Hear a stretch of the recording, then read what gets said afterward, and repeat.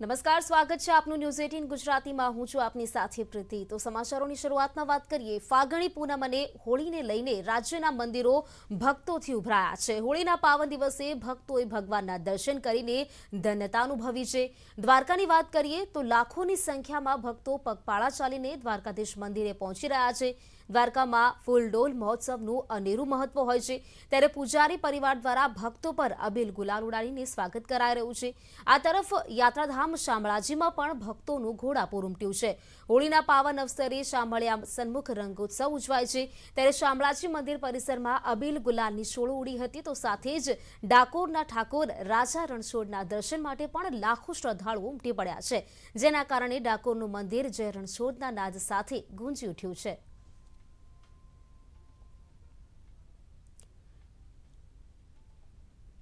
તો ફાગણી પૂનમને લઈને યાત્રાધામ દ્વારકા ખાતે ભક્તોનું ઘોડાપૂર ઉમટ્યું છે। લાખોની સંખ્યામાં પગપાળા ચાલીને આવતા ભક્તો દ્વારકાધીશ મંદિરે પહોંચ્યા છે। તો દ્વારકા તરફ જતા તમામ માર્ગો જય દ્વારકાધીશના નાદથી ગુંજી ઉઠ્યા। દ્વારકાની તમામ ગલીઓમાં પણ ભક્તોની ભારે ભીડ જોવા મળી રહી છે। દ્વારકામાં ફૂલડોલ મહોત્સવનું એક અનેરું મહત્વ રહેલું છે, ત્યારે ભગવાન દ્વારકાધીશ સાથે રંગે રમવા માટે ભક્તો દૂર દૂરથી દ્વારકા પહોંચી રહ્યા છે। પૂજારી પરિવાર દ્વારા ભક્તો પર અબીલ ગુલાલ ઉડાડીને સ્વાગત પણ કરવામાં આવી રહ્યું છે।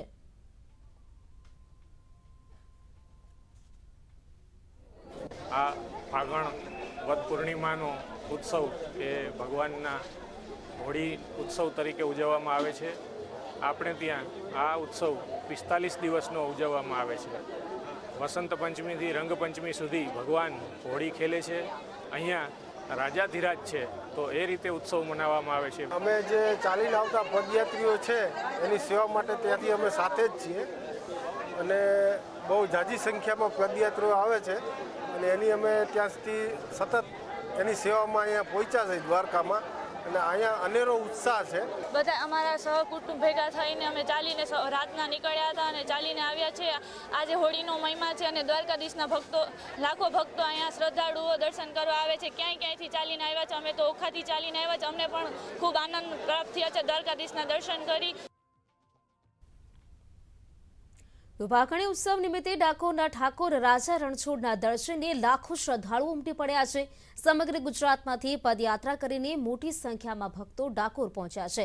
ડાકોરનું મંદિર જય રણછોડના નાદ સાથે ગુંજી ઉઠ્યું છે। તો ફાગણી પૂનમ ઉત્સવ ફાગણ સુદ 11થી ફાગણ સુદ પૂનમ સુધી ઉજવાય છે।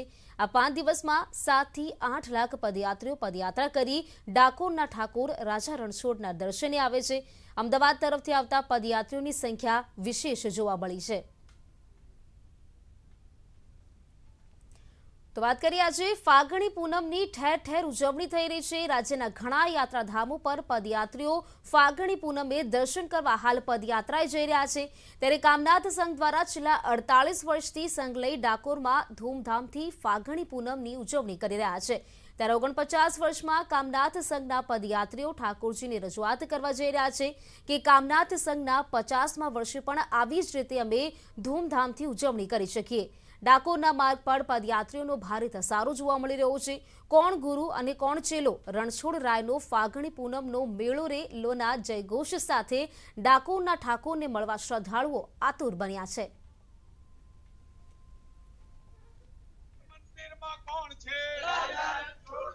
आज के आनंद की जय।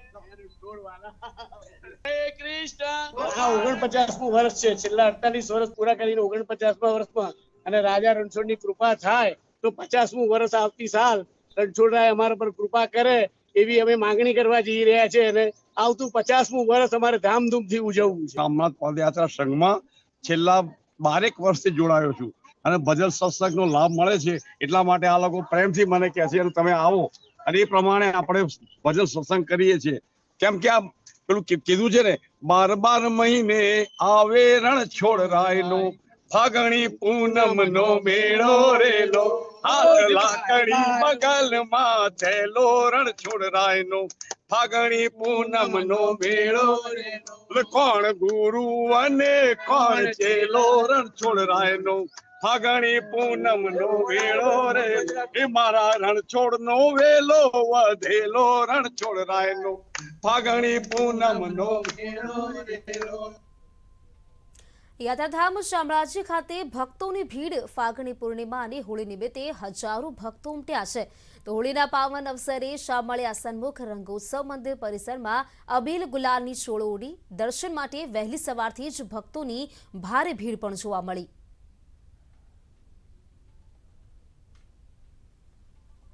શામળિયા ભગવાનનું મંદિર અમારા આદિવાસી વિસ્તારનું ખૂબ જ મહત્વનું મંદિર ગણાય છે અને આ વિસ્તારમાં કાળિયા ઠાકોર તરીકે ઓળખાય છે।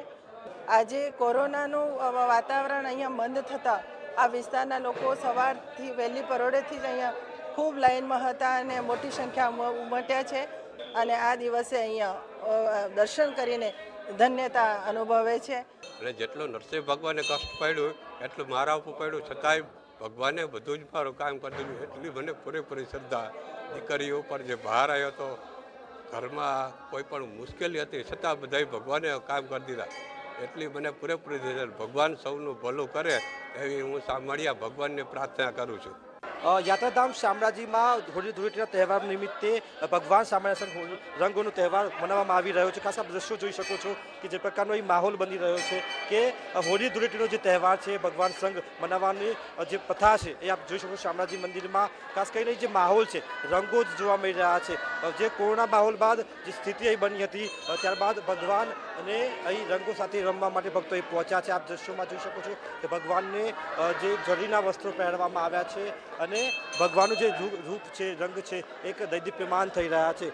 મહત્વનું એ બની રહ્યું છે અહીંયા કે અરવલ્લી જિલ્લાનું જે યાત્રાધામ છે શામળાજી ત્યાં આ પ્રકારનો માહોલ જોવા મળી રહ્યો છે। ખાસ કરીને વાત કરીએ તો જે પ્રકારનો એ માહોલ બન્યો છે તેમાં ભગવાન શામળિયા સાથે હોળી મનાવવાનો જે એક અનેરું મહત્વ રહેલું છે ત્યારે અહીંયા અરવલ્લી જિલ્લાનું યાત્રાધામ શામળાજી ખાતે એક માહોલ જોવા મળ્યો હતો અને ખૂબ રંગોત્સવ સાથે ભગવાન સંઘ ભક્તોએ હોળીનો તહેવાર મનાવ્યો છે। હાર્દિક પટેલ, ન્યૂઝ 18 ગુજરાતી, અરવલ્લી। તો વાત કરીએ સુરત ગ્રીષ્મ હત્યા કેસનો મામલો। આરોપી ફેનિલે સાક્ષીઓને તોડવાનો પ્રયાસ કર્યો છે। જેલમાંથી ફોન કરી પોતાની તરફેણમાં જુબાની આપવા માટે દબાણ કર્યું છે। સાક્ષી તોડવાનો પ્રયાસ કરતા કોર્ટમાં ફરિયાદ પણ દાખલ થઈ છે। ફેનિલે જેલમાંથી ફોન કરવાની પરવાનગી લીધી હતી।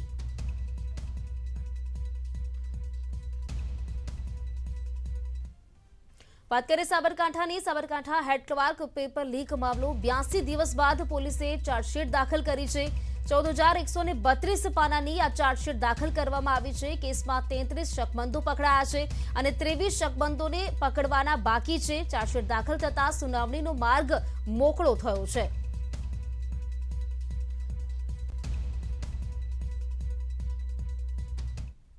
છોટાઉદેપુરના નસવાડી તાલુકાના અંતરિયાળ વિસ્તારોમાં રસ્તાઓ બિસ્માર હાલતમાં છે। રાહદારીઓ અને સ્થાનિક ગ્રામજનોએ ઉબડ-ખાબડ રસ્તા અંગે તંત્રને વારંવાર રજૂઆત કરી છે છતાં પણ તંત્રના બેરા કાને કંઈ ન સંભળાયું। આખરે રોષે ભરાયેલા ગ્રામજનોએ રસ્તા પર જ વિરોધ શરૂ કર્યો। મોટી સંખ્યામાં લોકોએ રામધૂન બોલાવીને તંત્ર સામે અનોખો વિરોધ દર્શાવ્યો છે। અહીં રસ્તો બન્યાને વર્ષો વીતી ગયા પછી પણ આજ દિન સુધી કોઈ સમારકામ નથી કરાયું। કંકુવાસણ, ખાપરિયા, વડદલી, રોજિયા સહિત અન્ય ગામને જોડતો 3 કિલોમીટરનો રસ્તો બિસ્માર બની ગયો છે। 10 વર્ષથી આ વિસ્તારના લોકો અવરજવર માટે મુશ્કેલી વેઠી રહ્યા છે તો બાઇક સવારોને આ રસ્તા પરથી પસાર થવું પણ ખૂબ જ મુશ્કેલ બની ગયું છે। રોડ પર ફક્ત કાંકરા જ રહી જતા કેટલીક વાર બાઇક પણ સ્લીપ ખાઈ જવાના બનાવો બન્યા છે। હોસ્પિટલ જેવી ઇમરજન્સી દરમિયાન લોકોને ભારે હાલાકી પડી રહી છે। વારંવારની રજૂઆત છતાં તંત્રએ કોઈ કામ ન કરતા આ મજબૂર બનેલા લોકોએ રામધૂન બોલાવીને વિરોધ કર્યો છે। આપણાથી વડદલી જતો જે 3 કિલોમીટર રોડ છે એ વર્ષોથી બન્યો નથી। આને અમે કાંકરા રોડ કહીએ છીએ। સરકાર તો કહે છે કે ભાઈ વિકાસ, પણ વિકાસ છે ને તે ગામડા સુધી પહોંચતો નહીં, બજારોમાં જ થાય છે। તો આનો જે અમે છે ને લોકો બધા ગામના ભેગા થઈ અને રામધૂન કરીને આનો વિરોધ કરીએ છીએ। આ રસ્તા પર મહેનત કરતા ખેતરોમાં જાય તો ગાડીઓ લઈને આવે, એ પડી જાય, તૂટી જાય, એ દવાખાનામાં જવાના ખર્ચા કોણ આપે? આજે રામધૂન બોલાવી સાહેબ। એ આ અમારા રોડ પરના કાંકરા હટી જાય કંઈક ડામર રોડ બને તો લોકો શાંતિથી વ્યવસ્થિત રીતે જીવે સાહેબ। ચોમાસામાં બહુ તકલીફ આવે, એક્સિડન્ટો થાય। આ રોડમાં ગાડીઓ નહીં આવતી કે કશું નહીં આવતી। 108 આવતી નથી અહીંયા। અમારે જાય તો નેડિયા જવું પડે, આ બાજુ જાય તો કંકુવાસણ જવું પડે। આદિવાસી વિસ્તારમાં આમ તો રામધૂન મંદિરમાં અને એક પ્રસંગમાં વાગતું હોય છે, પરંતુ આજે દ્રશ્યો બતાવવા માંગીશ કે આજે એક નસવાડીના અંતરિયાળ વિસ્તારમાં વર્ષો જૂનો જે રોડ છે, ખખડધજ છે, રોડ બનતો નથી, જેને લઈને ગ્રામજનો આક્રોશમાં હતા, રજૂઆત કરી છે, પરંતુ તેઓની રજૂઆતને સાંભળવામાં નથી આવી રહી, જેને લઈને આ વિસ્તારના આદિવાસી લોકો રામધૂન વગાડી અનોખો વિરોધ કરી રહ્યા છે। ખાસ કરીને આજે આ 4 કિલોમીટર અંતરનો આજે રોડ છે, ખખડધજ હાલતમાં છે, જેને લઈને વારંવાર રજૂઆતો કરી, પરંતુ જે તંત્રના બેરા કાન છે તેના સુધી અવાજ પહોંચતો નથી। ત્યારે જ આ વિસ્તારના લોકો જે છે આ રામધૂન વગાડીને જે અનોખો વિરોધ કરી રહ્યા છે, પરંતુ હાલ તો રજૂઆતો કરી, રામધૂન વગાડી રોડ પર બેસવાનો પણ વારો આવ્યો છે આ વિસ્તારના લોકોને, પરંતુ હવે સરકાર ક્યારે જાગશે અને આ વિસ્તારના લોકોની જે મુશ્કેલી છે તે ક્યારે દૂર કરશે તે તો આવનારો સમય બતાવશે। શેજાબ ખત્રી, ન્યૂઝ 18 ગુજરાતી, છોટાઉદેપુર। તો આજે વિદ્યા સહાયકોનું કામ ચલાવ મેરિટ જાહેર થશે। બપોરે 3:30 વાગે યાદી પ્રસિદ્ધ થશે। ઉમેદવારોની માહિતીમાં કોઈ ફેરફાર હશે તો સુધારા થઈ શકશે। 23 માર્ચ સુધી સુધારા કરી પ્રિન્ટ જિલ્લા સ્વીકાર કેન્દ્ર પર જમા કરાવવાની રહેશે।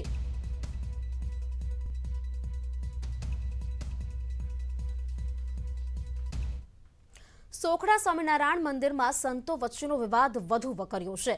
પ્રેમ સ્વરૂપ સ્વામી અને પ્રબોધ સ્વામી વચ્ચે શીત યુદ્ધ છેડાયું છે। મહત્વની બાબત એ છે કે શાંતિ માટે બોલાવેલી બેઠકમાં પણ બંને જૂથના હરિભક્તોએ આમને સામને આવી ગયા।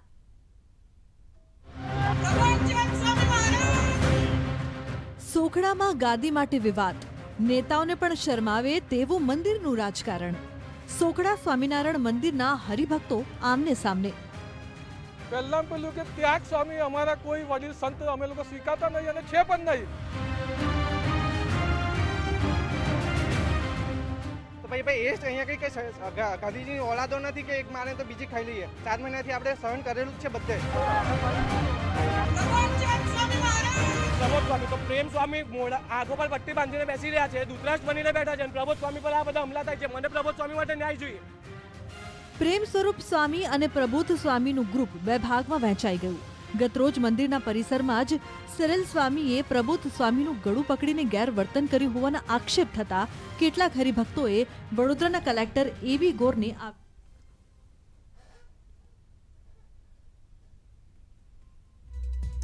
તો વાત કરીએ આજે વિદ્યા સહાયકોનું કામ ચલાવ મેરિટ જાહેર થશે। વાત કરીએ તો તે મેરિટ જાહેર થવાનું છે આજે, તેને લઈને જ અત્યારે શિક્ષણ મંત્રી જીતુ વાઘાણી પત્રકારોને સંબોધી રહ્યા છે। તેમની સાથે વાત કરીશું। જિલ્લા સ્વીકાર કેન્દ્ર પર જમા કરાવવાની રહેશે। તેમની જે વિદ્યા સહાયકોનું કામ ચલાવ મેરિટ જાહેર થવાનું છે તેની જે વેબસાઇટ પર મૂકવામાં આવશે, બપોરે 3:30 કલાકે વેબસાઇટ પર મૂકવામાં આવશે।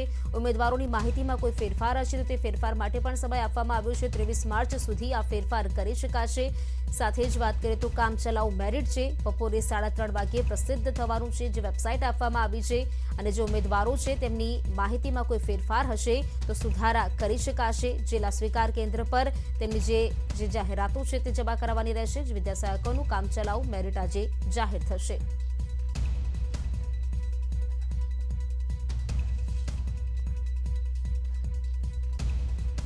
તો જિલ્લા સ્વીકાર કેન્દ્ર પર તેમના જે સુધારા હશે તે જમા કરાવવાના રહેશે। બપોરે 3:30 કલાકે તે જેમની માહિતી છે તે તેમાં પ્રસારિત થવાની છે। કોઈ ફેરફાર હશે, સુધારા હશે તો કરવામાં આવશે। લગભગ 23 માર્ચ સુધી તે પ્રિન્ટ જમા કરાવી શકશે। તો વિદ્યા સહાયકોનું આજે મેરિટ છે બપોરે 3:30 કલાકે પ્રસિદ્ધ થવા જઈ રહ્યું છે। ઉમેદવારોની જે માહિતી છે તેમાં કોઈ પ્રકારનો ફેરફાર હશે। ઉમેદવારોની ફાઇનલ મેરિટ યાદી અને મેરિટના આવતા ઉમેદવારો માટે કોલ લેટર માટેની સૂચનાઓ એ પણ હવે પછી, એટલે કે બિલકુલ પારદર્શક, ઓનલાઈન અને એક પણ રૂપિયો કોઈને આપવો ન પડે એ પ્રકારની વ્યવસ્થા એ નરેન્દ્રભાઈ જ્યારથી રાજ્યના મુખ્યમંત્રી હતા ત્યારથી કરતા ગયા છે। એ પ્રમાણે વિદ્યા સહાયકોની ભરતીની પ્રસિદ્ધિ કામચલાઉ મેરિટ પણ આજે 3:30 મૂકવામાં આવશે। સાથે સાથે મારા વિભાગ દ્વારા હમણાં જ આપણા વડાપ્રધાન, દેશ અને વિશ્વનું ગૌરવ નરેન્દ્રભાઈ એ ગુજરાતના પ્રવાસે હતા। એમણે પોતાના સંબોધનમાં એક સૂચન કરેલું, સ્કૂલનો સ્થાપના દિવસ ઉજવવામાં આવે, કારણ કે બાળપણ અને એ પણ ત્યાં આપણે ભણ્યા હોઈએ, એ ગામ હોય, શહેર હોય કે મહાનગર હોય, એ જીવનના એક ખૂબ મોટા સંસ્મરણો હોય છે। જૂના વિદ્યાર્થીઓ, વાલીઓ, નવા વિદ્યાર્થીઓ, વાલીઓ સૌ લોકો લતાના ભેગા થઈને એની ઉજવણી કરે એવું એમનું સૂચન હતું. માનનીય મુખ્યમંત્રી ભૂપેન્દ્રભાઈ પટેલનો અમને એ પ્રકારે વડાપ્રધાનશ્રીએ જે સૂચન કરેલું એ બાબતનું અમલવારી કરવા માટેની સૂચના આપી અને અમારા વિભાગ દ્વારા એક પરિપત્ર કરવામાં આવ્યો છે કે હવે પછીની જન્મદિવસની ઉજવણી સરકારી પ્રાથમિક શાળાઓ છે અને ગ્રાન્ટેડ એડ શાળાઓ છે એમાં સૌ લોકોને સાથે રાખીને રંગે ચંગે એમની ઉજવણી થાય, શિક્ષણનું વાતાવરણ બને અને નાની મોટી કોઈ બાબતો હોય તો એ પણ ધ્યાનમાં આવે. એ પ્રકારે હવે રાજ્યનો શિક્ષણ વિભાગ એ જન્મદિવસની ઉજવણી જેમ આપણે ઉજવીએ છીએ એમ સ્કૂલનો જન્મદિવસ જે અતિ મહત્વનું હોય છે એની ઉજવણી પણ કરવામાં આવશે.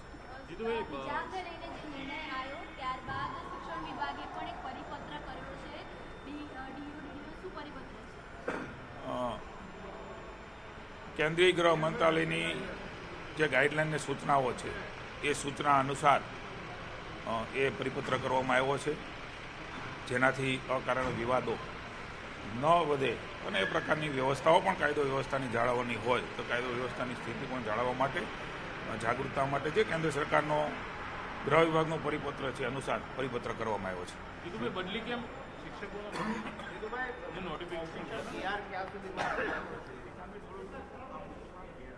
હવે 3,300 જેટલા વિદ્યા સહાયકો જે ઘણા સમયથી રાહ જોતા હતા એમને નોકરીનો ઓર્ડર મેં કહ્યું એમ એને આપવા પછી એમની નિમણૂકો થશે. તો એ પહેલાં વધઘટ જે કેમ્પો છે એ વધઘટ કેમ્પો પણ બદલી કેમ્પો કરવામાં આવશે અને જે અમે જાહેરાત કરી છે ખાસ કરીને અમારા વિભાગે ઐતિહાસિક નિર્ણય ભૂપેન્દ્રભાઈના નેતૃત્વમાં અમારા વિભાગે અમારા સાથી મંત્રી કીર્તિસિંહભાઈ અને અમારા શિક્ષણ વિભાગે લીધો છે. શિક્ષકોની બદલીના નિયમો ખૂબ મહત્ત્વના નિયમો બનાવ્યા છે. જે 40% હતા એના બદલે 100% જિલ્લામાં પોતાના વતનમાં આવી શકે. પતિ પત્નીનો કેસ હોય, સરકારી નોકરીનો કેસ હોય, 10 વર્ષને બદલે 5 વર્ષ બોન્ડની બાબત હોય, શિક્ષક અને શિક્ષક પરિવાર એ પણ ખૂબ ખુશ છે. ત્યારે અમારા વિભાગ દ્વારા GEDમાં એ ફાઇલ મોકલવામાં આવી છે. મારે તેના અગ્ર સચિવ સાથે પણ વાત થઈ છે. એ આવ્યાથી એ પણ અમે બદલી કેમ્પો વગેરે કરીને પછી આ નિમણૂકો એમાં આપીશું. એટલે ટૂંક સમયમાં એની પણ વ્યવસ્થાઓ એ શિક્ષણ વિભાગ કરવા જઈ રહ્યો છે.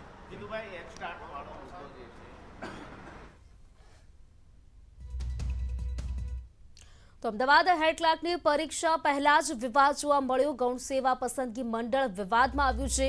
ગૌણ સેવા અને પોલીસ ભરતી બોર્ડ વચ્ચેના લડતના મંડાણ જોવા મળી રહ્યા છે. પરીક્ષા યોજવા માટે શાળા સંકુલને ઓછામાં ઓછો 5,000 જેટલો ખર્ચ થાય છે. ગૌણ સેવા અને પોલીસ ભરતી બોર્ડ શાળા સંચાલકોને ખર્ચ પેટે કંઈ આપતા નથી.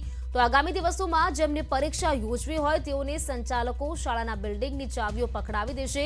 રજૂઆત છતાં ન્યાય નહીં મળે તો સંચાલકો કોર્ટનું શરણું લેશે. તો સમગ્ર સ્ટાફને 3 કલાક પહેલા બોલાવવામાં આવે છે. મતલબ અમારે એની પહેલા 2 કલાક સફાઈ કામદાર મિત્રો હોય, સેનેટરીના મિત્રો હોય, એ બધાને 2 કલાક અગાઉ બોલાવવાના હોય અને પરીક્ષા તો એ પછી શરૂ થાય. બાયોમેટ્રિક્સ હોય છે. જો કોઈ બી પરીક્ષાર્થી રહી ગયો હોય તો પરીક્ષા પછી પણ બાયોમેટ્રિક્સ લેવાની હોય છે. તો ઓછામાં ઓછા એ દિવસે પોલીસ ભરતી બોર્ડની જે પરીક્ષાઓ હોય એમાં ઓછામાં ઓછા 7 થી 8 કલાક સંકુલ ચાલુ હોય છે. મને એ સમજાવો કે આ સમગ્ર સંકુલનું સફાઈનું કાર્ય કેટલું મોટું હોય. હા, 1 પણ રૂપિયો આપતી નથી એ ભરતી બોર્ડ.